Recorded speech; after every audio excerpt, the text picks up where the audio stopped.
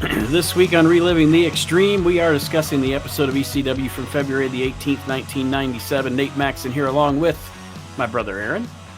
Hello, everybody. And Mr. Chad Austin. What up? This was an interesting show. That first, we'll get into it, but an interesting venue for one of the matches as well. But Wasn't it the Revere Greyhound bus station or some shit? yeah, actually, I had to look it up. No, guys, I got notes on it. We'll get there. All right, I was gonna say I had to look it up because I was like, did he say they're at a Greyhound station? But anyway, I knew what it was. We'll get there. We start the show off with a promo that I think Aaron referenced a couple of weeks ago from Raven, or a variation thereof. But Raven, I wrote down, Raven is in a stairwell in what looks like a 1980s YMCA. It's with in the same building they just taped this match in. With that tile on the wall. But no, this is he never had a bad promo really that I know of. But in ECW, like you know like promos are more memorable than matches, you know? Yeah.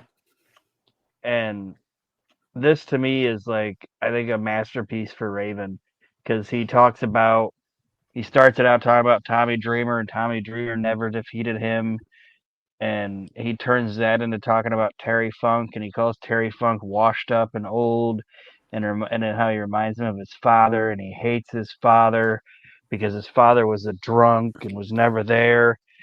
Never went to his ball games. He molested him. Like molested him. Did all this different stuff, and how he was this shitty father. And you know who else is a shitty father? The Sandman. And the Sandman's a terrible father and a whatever. And I've taken everything from him.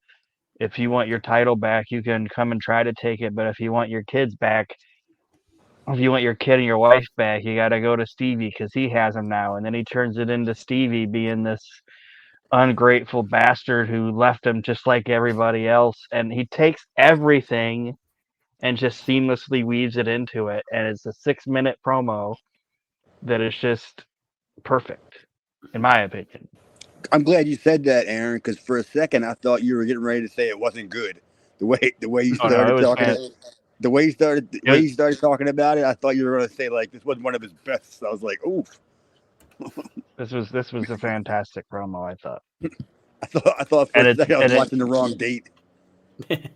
And obviously they changed the course of action maybe not, but it's building towards Barely Legal, and it's building towards the three-way dance they're gonna have and all that. And I don't know if they were originally going to make it a 4-way and have Tommy and Terry in the same match, or if the original plan was always for Tommy to bow out, which he'll do later. I know we just spoiled it, but it's fucking 30 years ago, so what's it matter? But I don't know. So I don't know if it was originally planned to be a 4-way dance and they just changed their mind or what. But the way that it was explained to me was that Tommy was never supposed to be a part of the show to begin with. Barely Legal. Like it was designed to be that way on purpose, which it didn't make any sense to me. But I mean, Tommy can say whatever he wants. I mean, he can say whatever he wants. But I'm like, you're like the face of ECW as a baby face, I guess, right? So you would kind of have to be there. And he was like, nope, I was never supposed to be on that show from the beginning. And I was just thinking, like, well, if I was Booker, you would have been on the company from the beginning. But that's the whole story. Yeah, and I wonder if that was just because, like you said, Chad, for better or for worse, Tommy Dreamer's the babyface face of the company, so maybe him bowing out of the pay-per-view was done intentionally so they could just focus on Terry Funk as the face, That's who the pay-per-view. That's what the story was supposed to be. That's the way Tommy explained it to me, and I'm like, I guess I could believe it. I don't see why not. But yeah, I agree with you guys. I think this was a great promo, and I wrote down the same thing you did, Aaron. I was like, he just weaved every story that his character's been involved in for the past 7 months into one 6-minute promo, and everything connected and everything made sense. Sometimes you watch the shows, and as you watch the individual shows, you're like, well, that's disconnected from this, or that's a little disjointed, or whatever. And then they do some shit like this and sum it up, and you're like, summon a bitch. You got me, you summon a bitch. Yeah, pretty much. It was pretty good. So Raven's stuff, Chad, did Paulie just let Raven book his own shit, or was Paulie booking Raven's shit? Well, I mean, I'm sure that it was, yeah, I think it was probably 75-25 Raven. It was wants to go, and we'll let Raven, I'll let Scotty figure out how to get there. You know what I mean? Like, I'm not gonna, this is where I want to go. Right. That's pretty much how it went. And like Aaron says at the end of the promo, he kind of backtracks a little bit on his hatred of Stevie, and he says, you know, Stevie, if you're willing to pretty much eat crow, you can come back if you want to. And we know what's going to happen there, which we'll get to in later episodes of the show. But then speaking of Stevie, they show us a recap of last week's situation with Stevie Richards and Dr. Death. Stevie Richards beating Dr. Death for the first time, and the first loss he's had in 172 years in the United States of America. I was gonna ask you that. I was gonna ask you, like, as a serious question. How long has it been since Steve Williams lost a match in the United States? Their decade is only 6 months in ECW. In ECW, it is. God damn, they beat you in the head with that shit. That's why 96 felt so long, I guess. you had to get a decade of Steve Williams matches in what, 2 months? The next match, or then they show us a longish video of the history between Sandman and Raven. I don't know what song it was set to, but of course the Peacock music stunk. Joey Styles back to introduce the show. Talks about how we're about to have a Boston street fight between Sandman and Devon Dudley, a rematch from last week when the Dudley Boys formed officially with Bubba and Devon together. And this is the building we were talking about. It's the Wonderland Greyhound Park in Revere, Massachusetts. It was a dog park, a dog racing park. If people don't know what that is, that used to be a thing. It was opened up in 1935. The first house they ever drew was like 5,000 people to watch a dog race. It got shut down in 2010 due to like people finally being like, we need to stop racing dogs and treat them a little better. It took 90 years for them to fucking come to that agreement. Yeah. And then they started destroying it in 2017. Okay. But I recognized the building, and I was like, oh man, this match is really old. And it's probably just Bubba versus Devon versus Sandman, and they're just using it as saying it's new. But it actually was new because Bubba got involved in the end. But I'm surprised they went back to it, because this is the mass transit building.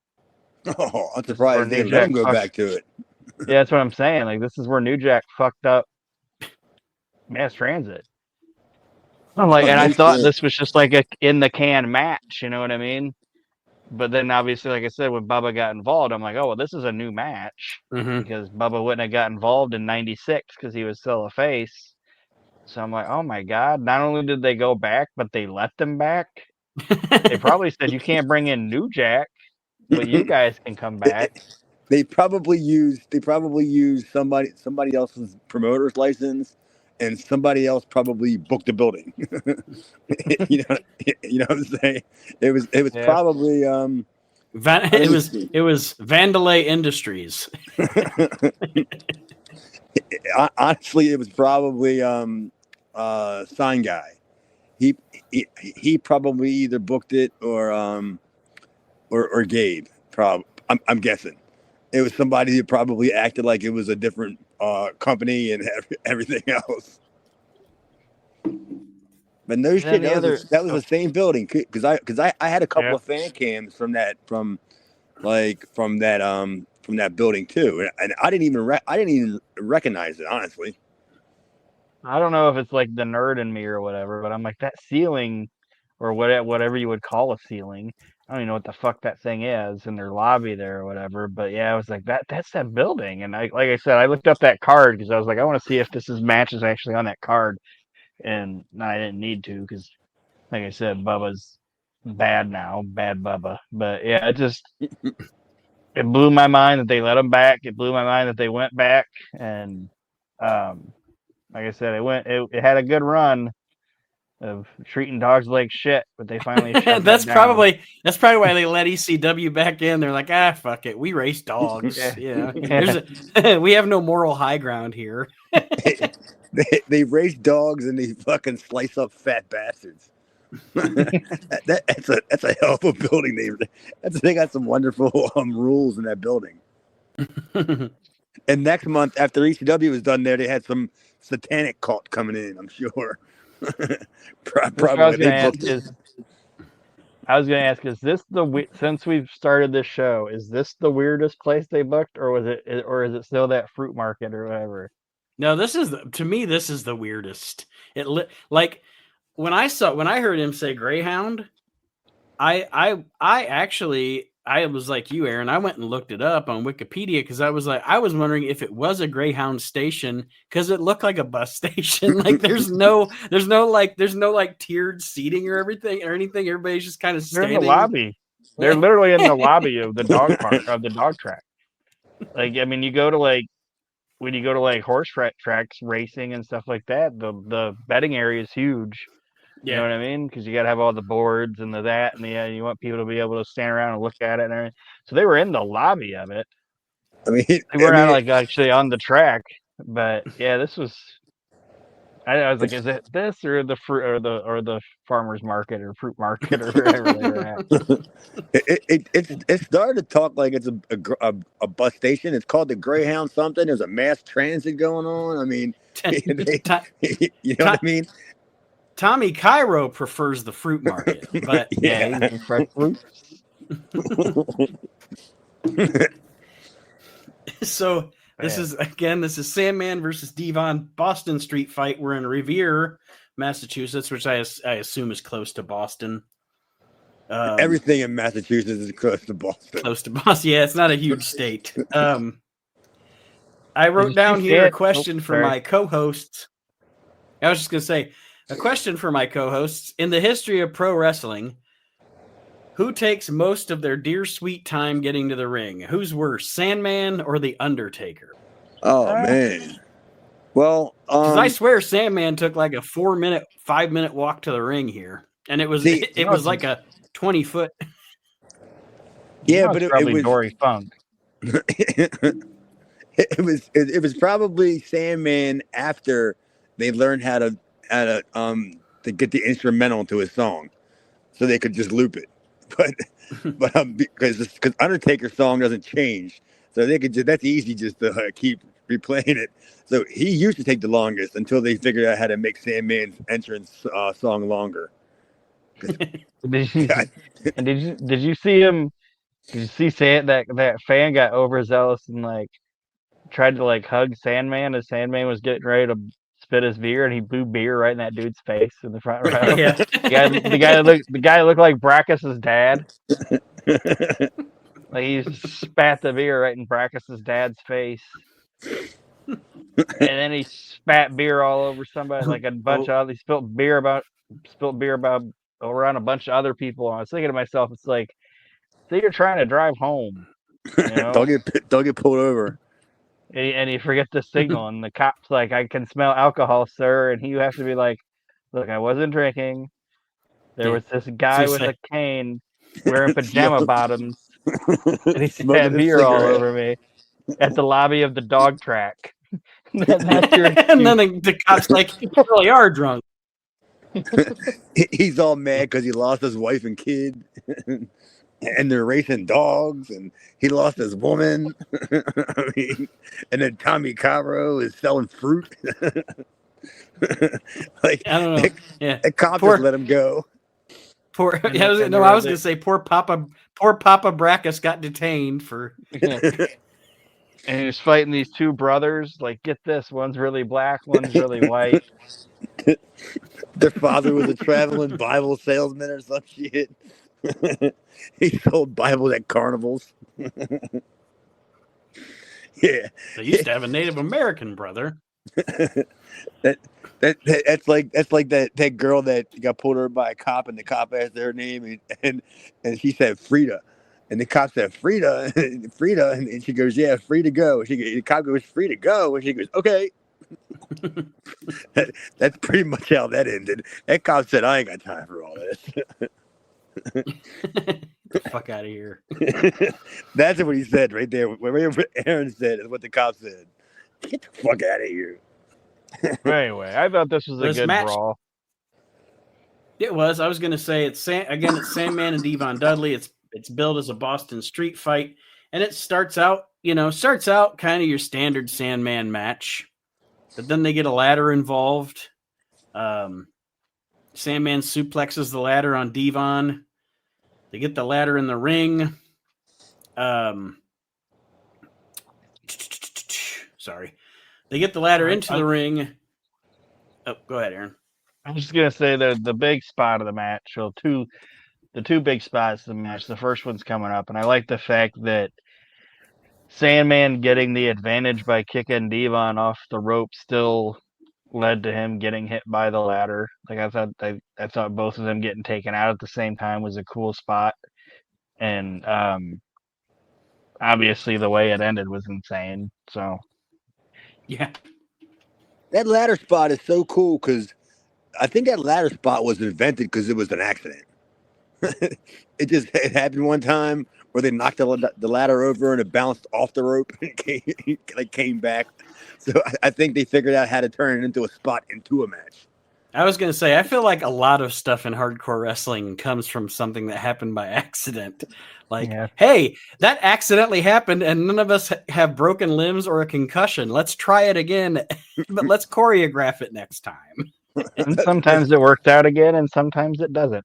It's kind of like on King of the Hill when the hat blows off and they try to catch it again on film. Like, when the hat blows and lands on his head. Yeah. It just won't happen again. But no, it's like I said, it's a good, crazy, good brawl.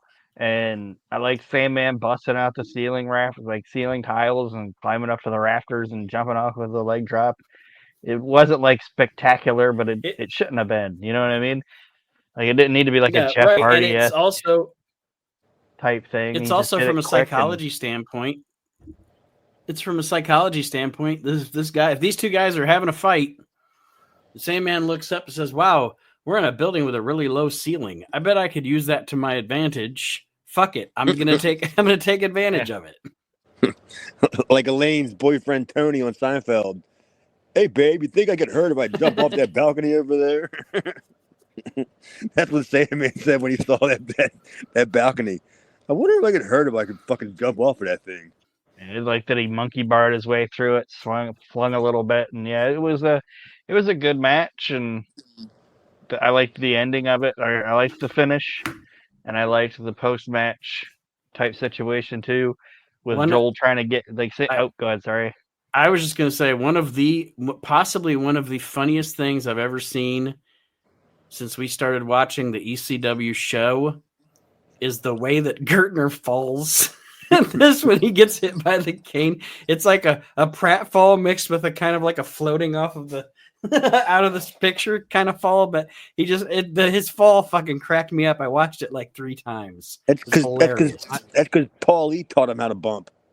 I also like the fact that the last couple of weeks, Gertner's been fucking with Sandman and like reversing his decisions or doing this or doing that, And now Sandman knows what his fucking ass is. Yeah. He knows what he's gonna do now, so he's just like, fuck it, just doesn't even let him talk. Just canes him like, fuck. Yeah, Sandman's like, I recognize your smell, buddy.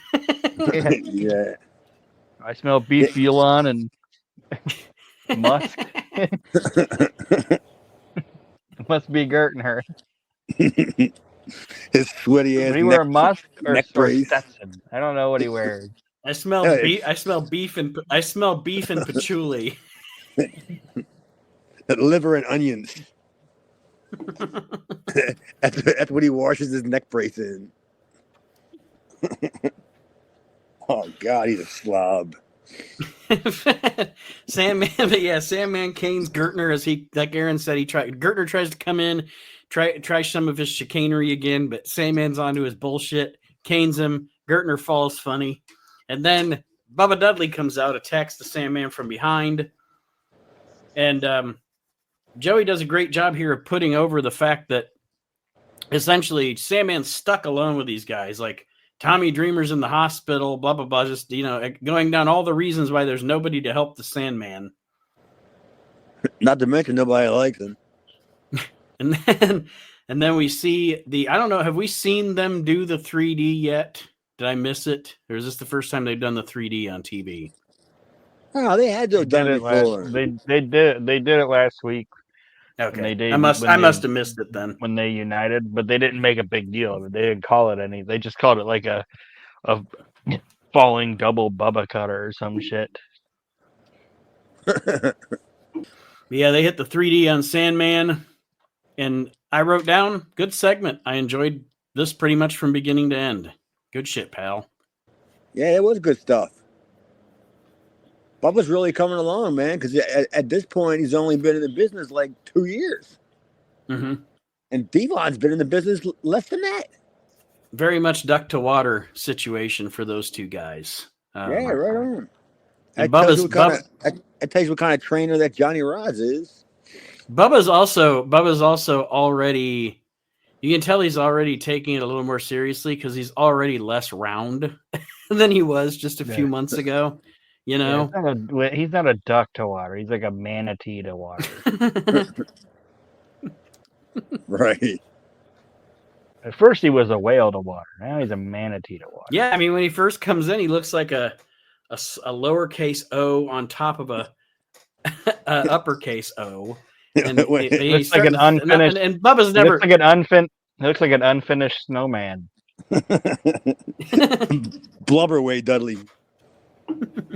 But no, he fluctuates a little bit. Like he's gonna get a little bigger when he gets I don't know. He just fluctuates a little bit throughout his career until he finally got to Vince and really started taking it more serious. But yeah, he's you can tell he's taking it more serious, and they're getting rid of the stuttering thing, and we're finally getting to the good. The Dudleys were always good, but we're starting to get to the Dudleys. As Bubba would even say that he started taking that shit that he was keeping in his freezer. That's what, because he talked about that shit a million times before. That to the point where I ain't discredited anymore. I'm believing that you ruined the gas at one point, Bubba. He talks about it enough that I'm just like, he knows how to store it. He knows how to use it. Yeah, he knows enough about it. The next thing we see here, Joey says we're going live via satellite to Tokyo. Obviously, we're not. But we're not? No, I think these guys, this shit was filmed in the States because these guys had if you watch later on when they show footage of the Michinoku pro wrestlers, they're wrestling in, it looks like the arena, actually. Maybe. But it was when they were on that little, there was a tour where they came in, but it's not live. It's not via satellite. It's either there or they just sent them the tape from Japan. But yeah. But yeah, you don't think they didn't fly Stevie, Meanie, and Nova over there in their BWO outfits just so they could film this garbage? I don't know, man. I can go either way on this one. Well, they show us Great Sasuke, Grand Hamada, and Grand. I always fuck up this name. There's too many consonants in it. Great Sasuke, Grand Hamada, and Grand Namima. Great Sausage, Crab Boy, Crab Boy. Great Sausage, Graham Hamada, and who? Billy Graham Hamada. Grand the Nacho? Billy Graham Hamada. Superstar Billy Graham Hamada here. Lifting barbell plates in Japan. Eating Kobe steak.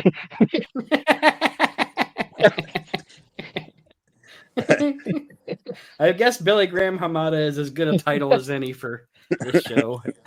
Crab Boy, he doesn't make it. I don't know what happened to him, but I know he's the one that gets replaced. He's not at Barely Legal. He gets replaced by the little guy that's dressed like Peter Pan. I forget his name, but yeah, he gets replaced. That's Grand Naniwa, right? He's the one that didn't make it. Yeah, the crab guy. I don't think it's a crab. Isn't it supposed to be a panda or some sort? That did not look like a panda. It looked like a crustacean. It's a crustacean boy. Oh, crusty boy here. Dude, these guys. I wish I was in a promo with these, a feud with these guys. Oh, the promos would be awesome. We got the great sausage guy. Sasuke, he cut his promo in Japanese, and then he did his. I mean, give the devil his due, the credit that he deserves. I mean, for not being an English-speaking person, I mean, he at least could get what he was saying with his broken English promo. But it's still funny to me that guy was the one everybody cared about. Like, the great Sasuke has come into the States. He's the man. He's come into the States. And then Taka got here, and everybody was like, fuck the great Sasuke. We want Taka. I don't you could want even Taka. tell, even the guys, everything I heard, even the wrestlers like Taka better, behind the scenes and stuff, because Sasuke was full of his own shit or whatever. Because the great sausage was he was a big name. He was actually a big name over there, and he was like Taka was just the young boy over there, and so it was kind of like it was kind of like a step down for great sausage to be in that role. If the roles were reversed and they were in Japan, he would be he wouldn't have been in that match. It would have been Taka probably originally. And none of them compared to Billy Graham Hamada now. Because Great Sausage was the guy that started doing the flying, whatever that flying tiger thing was, where you do the handspring backflip over the rope. Mm-hmm. That was his move. That's what he started doing. So he was on. And wasn't he like Inoki? Wasn't he also a politician over there too? Yeah, no, he was in. No, he was in the Japanese diet or whatever they call it. It was a big deal because he was the first politician. He got approval to not have to remove his mask. So he would be at these political events wearing his mask. Yeah, he was also 40 years old at this time. But yeah, his promo. Go ahead, Aaron. I was going to say, and obviously he was the owner of Michinoku Pro, and he was supposed to be the big deal. And I just think, like I said, he got to Vince, and Vince and everybody were like, this kid's got a better attitude, this Taka kid, and he's better. So we're going to take him. I think Taka was the second guaranteed contract in that company, because I know Mark Mero was the first, but I think Taka had a guaranteed contract when he signed. Don't you mean Mark Henry? Didn't maybe Mark Henry before that, but I know Mero was the first guaranteed contract. Didn't they? So it was probably guaranteed. It was probably Mark Mero, Mark Henry, Taka. Well, Mark Henry was definitely the first $1 million contract. Didn't they also make the mistake of giving that drizzling shits Tiger Ali Singh a guaranteed contract? I think so. That's probably why he was around so long. To work Puerto Rico, so you could fucking stink up. Work Puerto Rico and stink up Raw. He slipped on a puddle and tried to sue Vince, and he was like, "You weren't even working in my ring. You weren't even on the continent." Yeah, I know. But yeah, like I said, I thought I'm not even knocking Sasuke as a worker or anything like that. He's an exciting guy, and he did a good job, like I said, with his broken English promo. And and he does a good job with his broken English promo as comparing, because in the United States there's WCW, there's WWF, and then there's ECW, and over in Japan there's All Japan, there's New Japan, and then there's Michinoku Pro. So he does a good job of He does a good job not even close, Nate. There's but I'm not Japan. There's All Japan. There's All Japan Women's. There's FMW. There's Ring. Okay. What I'm saying is this is what he's presenting as the facts. You could have named 40 promotions before you would have got the Michinoku Pro in Japan. Or that one Pro. That one they dressed up like dragons, like literally like big outfits.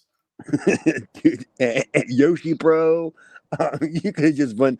You could have did like Chris Jericho with the 1,000 moves, naming better promotions than Michinoku Pro. So not to knock it, but they're always like, "Oh, Japanese wrestling so much more serious." It's like this guy's dressed like a crab. This guy's dressed like a big panda suit. And he's got a big giant inflatable panda suit. There's a guy named Dick, a Japanese guy named Dick. Dick to go. Dick to go. What Bruce Pritchard said they always called him in WWE. Here comes Dick to go. Like even do like, "What's up, Dick to go?" And he'd be like, "Ha ha ha." After this promo, we get Joey Styles with a little diatribe on what's been going on with Taz. Then we head to Webster, Massachusetts, and it's Taz versus Scott Taylor. Yeah, young Scott Taylor. This is that building with the weird hallway and bathroom and all that stuff that we'd seen a couple weeks ago. I looked this one up and I was like, "Oh, we've already talked about this one." But yeah, this was just a basic match and got Taz over. Good match. It was a good match. Yeah. I guess since I forgot Taylor was there for a minute. I guess since it's an ECW show and we just have never talked about him, I guess I'll just go ahead and ask Chad, have you ever had any interaction or worked any shows with Scott Taylor? Just worked shows with him. I mean, nothing other than like everybody says hi to each other and stuff like that. I was probably on like maybe 2 shows with the guy probably before, and one show he was with that piece of shit Lawler kid, Brian Christopher. That piece of shit Lawler kid. I know. I've met Scott Taylor at a show, and I mean, by the time I saw him at WWF shows. By the time I got to meet him, it was a meet and greet indie show, and he's doing the I call it the too cool thing. I call it his bushwhacker routine. He's just going into the town and being Scotty Too Hottie. He's just being the bushwhackers. Craziest music. Still fun to watch. He did jobs for a while in WWE. Mm-hmm. Yeah, Too Cool had the craziest music.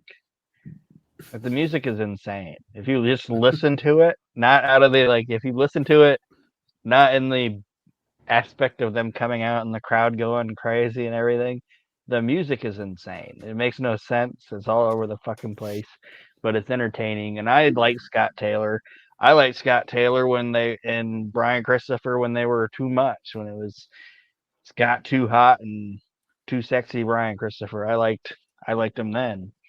Dude, I think Scotty is the only guy to ever get like hair plugs and then like decide he didn't want them, and then another day decide he wanted them again. Because I swear the guy's been bald a couple times, and nobody gets a haircut like that. Like where you get the classic horseshoe pattern haircut. That's not you don't go to the barber and ask for that kind of haircut. With that gimmick, you could just put the hair on the hat. Just have the hat strapped to your chin or whatever. He probably do that. Let the hat fall off, and so it would be funny. He probably leased the hair plugs or something, and then when he got released by the WWE, he couldn't afford them anymore, so he came and repoed his head. They were WWE property. Yeah, bringing those hair plugs back. Underneath this fucking hair hat, it's got the WWF stamp on it. They're like, we don't care if you wrote a letter to Linda McMahon in 1993 or not. Give us that hair back. We own the the hair back. But yeah, I didn't have many notes on this match other than I thought it was a good back and forth match that Taz won with a Taz mission, pretty much. I mean, it was fine. Well, he's a perfect guy. Like, he was a perfect guy at the time because Taz was just he'd already beaten everybody that he already pretty much beaten everybody in ECW that was clearly expendable. You know, the Mees and the Puerto Ricanos and stuff like that. So I'm surprised that we're not going to start with the pay-per-view coming up so shortly now. Probably not, but I wouldn't have been surprised if we hadn't seen more of this another 6 more weeks of just, guys coming in even like a Dwayne Gill probably in there sooner or later. Guys like that wouldn't have, Mm-hmm. The next thing we have after this matchup is we go back to Tokyo, and this time the Michinoku Pro representatives, the other side of the upcoming 6-man tag match. It's Kai and Tai, of course, Taka Michinoku, the aforementioned Dick to Go, and Men's Teo. Terry Boy. Is that who? Which one is Terry Boy? Is that Men's Teo? That's Men's Teo. Yes, Men's Teo. Well, why do they call him Terry Boy? Because Terry Funk was his shit. Like, he's a big Terry Funk fan. No, I know why they call him. I know why he called himself Terry Boy, but why didn't they call him Terry Boy? Nobody really would have knew, right? I don't know. That's why I'm just asking. I'm not making an accusation. Yeah, I'm not sure either. I mean, I don't think he ever did. I don't think anytime he ever came to the States, he never did the Terry Boy deal. That was more of a Japanese thing. They called him that for a little bit in WWE because I think it was easier for Jim Ross. what is seriously like Jim Ross has a hard time with Japanese. If you listen to him, he has a hard time with Japanese wrestling names. Like, I think that's why he has a hard time saying Taka Michinoku became Taka. You know?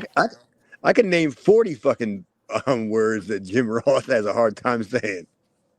Same reason every Japanese guy when they came over here became Doctor or Mister and just had their last name because nobody could say their fucking first name.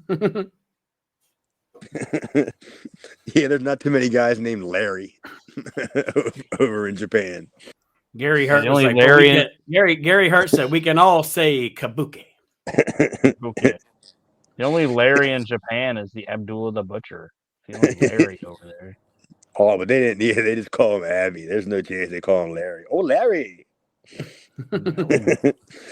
They don't say Larry. They don't even call Larry from the Three Stooges. They call it's Abby, Mo, and Curly. Abby, Mo, and Curly. There's nobody named Larry over there. And they'd have to be called Rary. Yeah, Rary. Pretty much. Rary Zabisco. Rary Zabisco. Harry Zabisco. Harry. Harry Zabisco. You have a Harry Zabisco. No, don't ever bring it.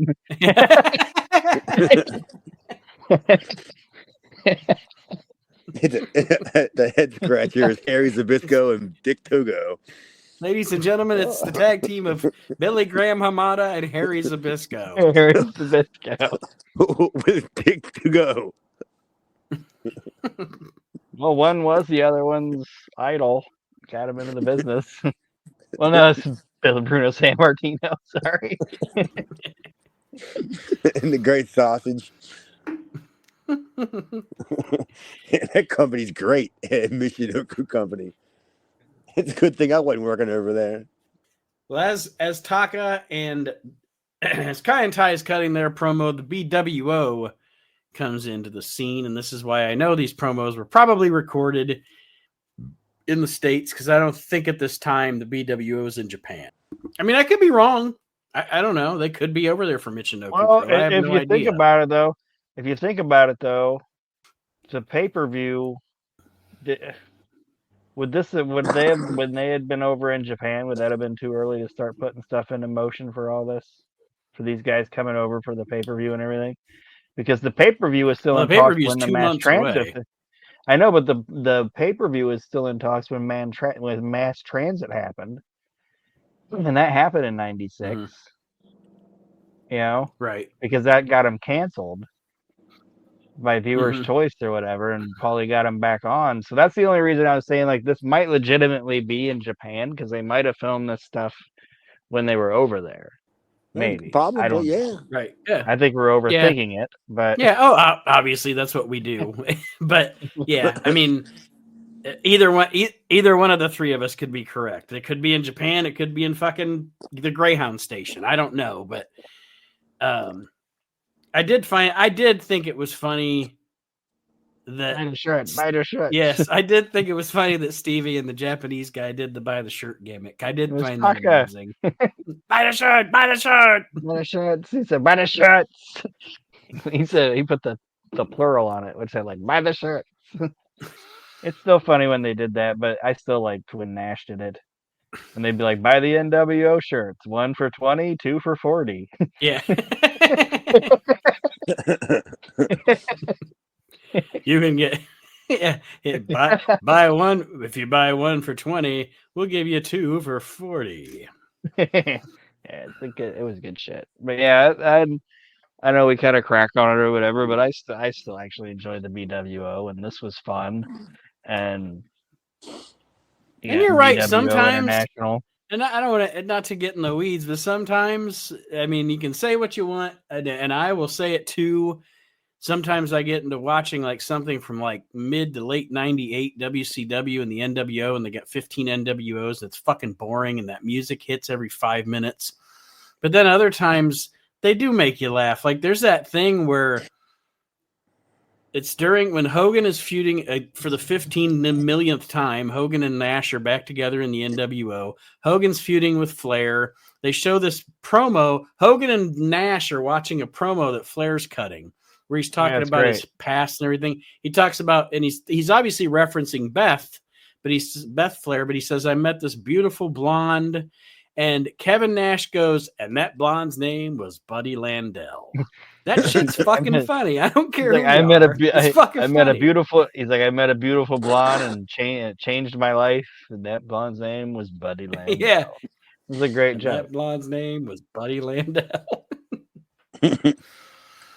And they do silly shit too. Like, sorry. I was just gonna say something else that's totally different. But like when the Wolfpack started and they put Glenn Birdie with them, like they put Disco Inferno with the Wolfpack, I still thought it was funny that Disco Inferno disco danced to the Wolfpack music.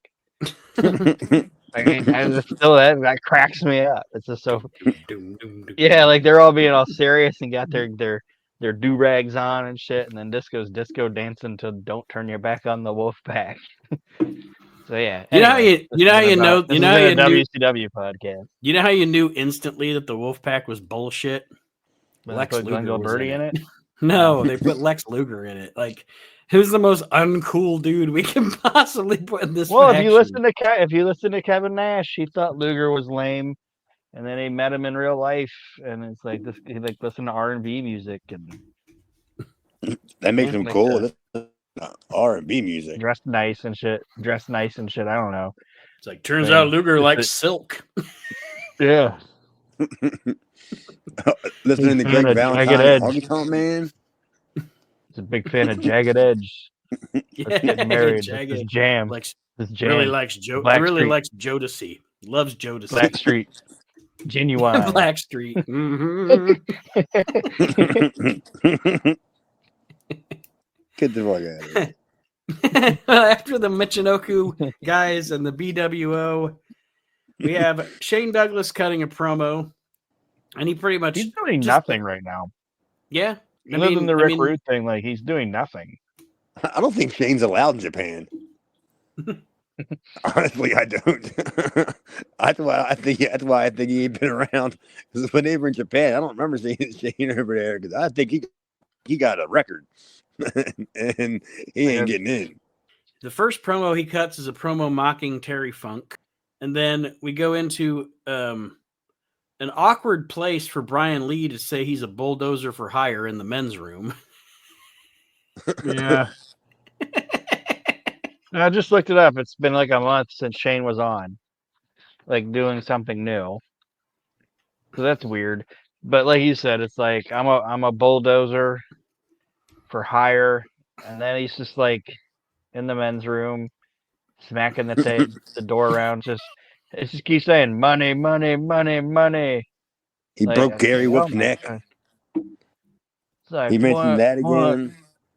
Number one, I like money. Number two, I like money. Just whatever. It's like, you suck, man. And he's in the Brian Lee in the men's room saying, "I like money and I'm a bulldozer for hire." Where's Jim Barnett when you need him? Damn. my bulldozer. My bulldozer. That's why Jason wanted to come back. Damn. This show's brutal today. We're killing people. And then we go back into Shane Douglas, and this time he cuts a promo on Gary So did Wolf. Brian Lee. Sorry. Damn. I don't think Shane Douglas and Brian Lee had man sex. It's okay. It was just a joke. You don't think they did? You just know they did? You just got your ass franchised. As Perfect Stranger plays in the background. Hey, he's a bulldozer for hire. He didn't say what the fuck is. He'll take any job. After Douglas cuts a promo on Gary Wolf. I'm a private bulldozer for money. Do what you want me to do. I'll bulldoze those trousers right off of you, franchise. Jesus Christ, nobody's safe today. Chris Candido then cuts a promo on Sabu. This promo was almost like if Paul had his TV already put together and realized he still had 32 minutes to fill. Yeah, I wrote down, not that it was bad, but it was pretty random. Like, he's just randomly cutting this promo on Sabu and how Sabu's jealous of. They got a match coming up at that cyber slam deal they have coming up.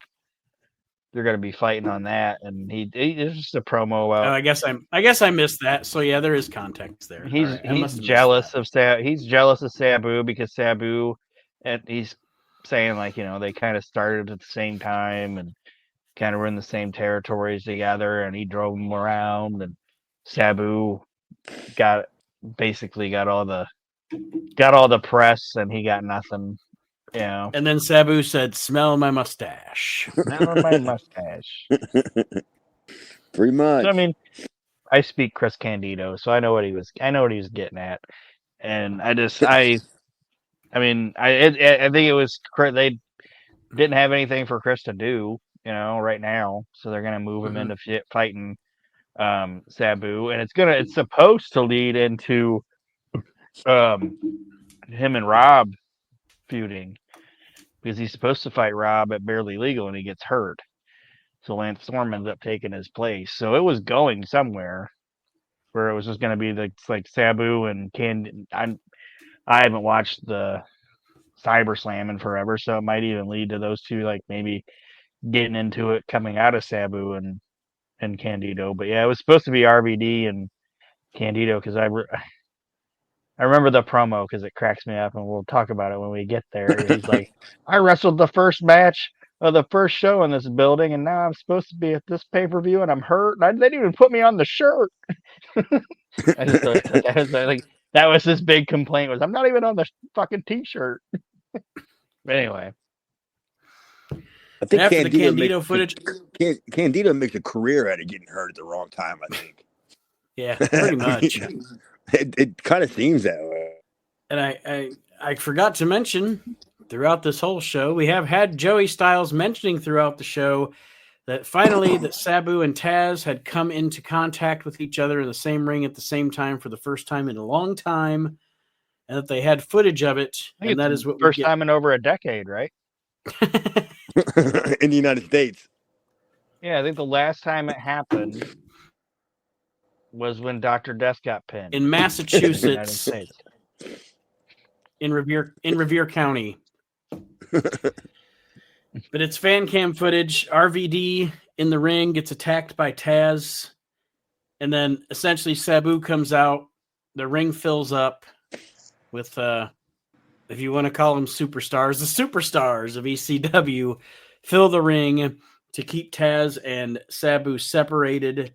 And that's essentially the gist of it. Like, there wasn't a whole lot to it, but it did show, there's once in a while something like this is cool, especially for a promotion like this, to show that go to these shows. Anything can happen in any show. This was just it was Sabu and Mikey.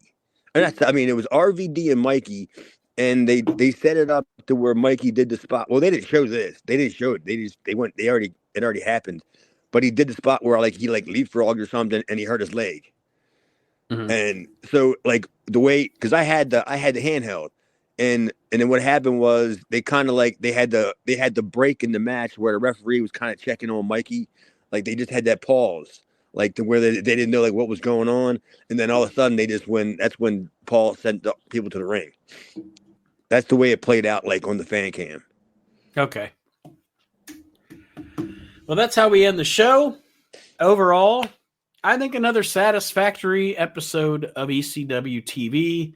It hit all the right marks, other than, like Aaron said, with Shane Douglas seeming kind of, I don't know, just flopping in the wind right now. Everything that was on the show told a story heading toward the pay-per-view.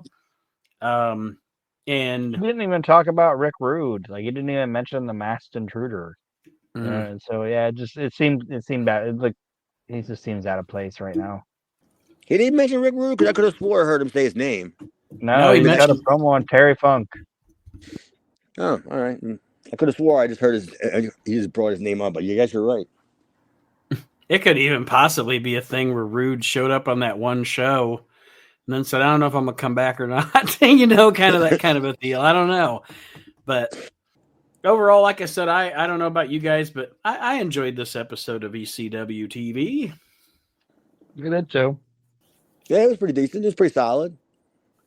It was definitely a change of pace from the look of shit. From the Greyhounds being raced and all the Japs that were on it, and that nonsense. But yeah, it was definitely a change of pace. So that being said, we will sign off here for this week on Reliving the Extreme as we keep heading toward Barely Legal. And I told Aaron last night, actually, it's going to be quite, it's kind of ironic, but kind of cool. The show that airs right before Barely Legal is obviously a hype show that we won't be reviewing because we'll just be reviewing video of shit that's already happened.